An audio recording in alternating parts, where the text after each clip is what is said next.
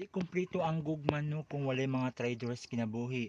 Ang traitor nga hadlangon ka nga di ka anay gugmaon ka ng lalaki kay ngano di siya sapat sa imuha o di siya worth it sa imuha kay ngano di siya tarong nga pagkalalaki kapag sakitan na ka ni usahay pa na number one ang kontra ana ang imong ginikanan kay ang ginikanan mismo ang nagpili sa imuha nga kananak pilian ka ng lalaki pilihan ka ng lalaki kay buotan na yan na siya pero ikaw sa imuhang dughan nahigumang baka niya.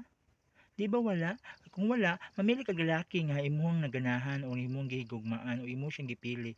Pero piliyon po nimong lalaki nga tarong. Piliyon po nimong lalaki nga mosuporta sa imuha. Piliyon po nimong lalaki nga susistuhan ka nga pagkaburos o pakaslan ka. Piliyon namang lalaki nga minana. Bahalag kung saan siya kapangit o kung saan siya kagwapo, importante buotan og tarongon ka niya seryosohon og suportahan ka niya kay ngano.